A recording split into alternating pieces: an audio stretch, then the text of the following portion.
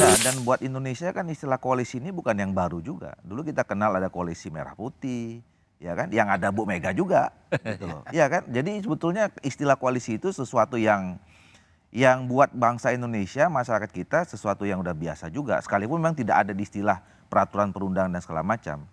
Jadi ya membangun koalisi itu setiap mau menjelang Pilpres pasti istilah koalisi itu muncul. Ada. Tapi kalau koalisi merah putih itu Pak. Ya, tapi kan ada koalisi merah putih, ada dua koalisi kan pada saat itu kan. Koalisi merah putih, satu lagi koalisi Apa kemarin? kebangsaan ya. Golkar, Pak Erlangga kan langsung tuh, yang pertama termasuk koalisi Indonesia Baru. Mengapa merasa perlu? Nah, Satu, koalisi Indonesia Bersatu. iya, enggak, saya kira kita memang harus menghargai kebijakan dan keputusan politik masing-masing partai politik ya. Dan nggak bisa juga kita saling kemudian mendiskreditkan, menyerang gitu ya.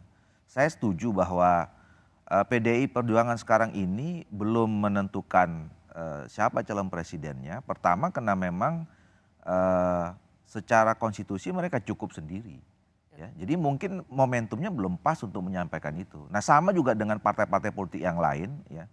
Saya kira hari ini ya membangun komunikasi ya. Bahwa kemudian ditafsirkan itu manuver.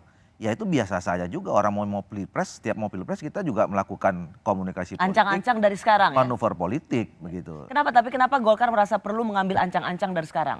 Nah pertama begini, kami ingin membangun budaya politik baru ya. Tadi seperti yang disampaikan bahwa kalau bicara tentang pilpres ya itu tidak perlu harus di ujung kita bicara koalisi. Bicara tentang pembagian kekuasaan, kalau di ujung itu kan gitu mepet ya. Nah kita mau membangun tradisi baru sekarang ini. Kita mulai dari narasi apa yang mau kita bangun, mau kita sampaikan ke publik. Ya. Makanya kita bicara tentang konsep apa yang akan kita tawarkan, visi apa yang mau kita bangun 5 tahun ke depan, 2024-2029, programnya apa saja. Nah baru kemudian nanti kalau kita udah sepakat, kemudian ada respon publik, kita bicara masuk pada itu yang setelah kita chapter terakhir bicara tentang siapa. Dan kalau tadi ngikutin tadi ada tahap-tahapan ta'aruf, terus kamu mengambil kesepahaman, kemudian mengambil kesepakatan gitu ya. Ini sebenarnya kan proses komunikasi ini nggak baru 2-3 hari yang lalu. Ini udah setahun yang lalu sebenarnya. Polarisasi namanya politik itu pasti ada terjadi kontraksi polarisasi gitu. Cuman kan kemudian seberapa besar polarisasi yang terjadi. Saya kira gini, yang dilakukan oleh semua elit politik sekarang ini, kesadaran pertamanya adalah bahwa pengalaman 2014-2019 itu tidak boleh terulang lagi. Polarisasinya itu terlalu besar.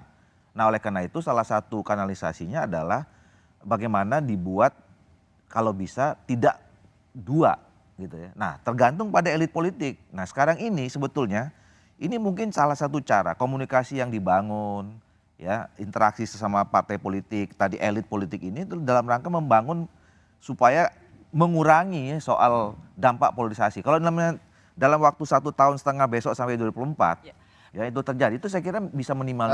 Betul, kalau contohnya KIB kan mau mencalonkan Pak Erlangga, ya Pak Erlangga harus mundur sebagai Menko Perekonomian kan? Ya enggak, itu jadi saya kira nanti akan jadi menjadi kesepakatan kita semua termasuk pada Pak Presiden kan. Nah, dan itu bisa dilakukan kalau dari awal penyusunan peraturan itu disepahami dan disepakati bersama. Setuju ya, tapi itu akan bisa dilakukan kalau memang ada kesepakatan di antara semua. Jadi bahwa ada aturan seperti itu. Nanti kalau misalnya ya Golkar setuju dong Bang Doli.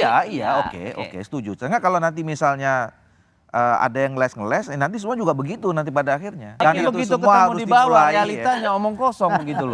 Jadi itu semua harus bisa dimulai dengan saling menghargai bahwa partai politik masing-masing punya kedaulatannya sendiri. Betul. Karakteristik masing-masing.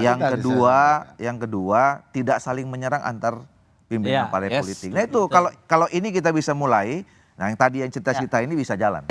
Saya mau tanya, ini kan masing-masing ketemu koalisi semut merah, Kebangkitan Indonesia Baru dan semuanya. Kapan mau ngumumin capresnya? Doakan aja koalisi. Gini, finalnya tuh nanti pasti pada saat pencalekan. Enggak, karena gini, ini kan politik. Katakanlah Bang Andi bilang tadi akhir tahun ini harapannya begitu ya. Kayaknya nggak mungkin ya? Enggak, itu juga bisa berubah pada saat nanti mau nyalonin, pendaftaran. Ini kan politik. Ya, jadi finalnya itu nanti pada saat pencalonan juga.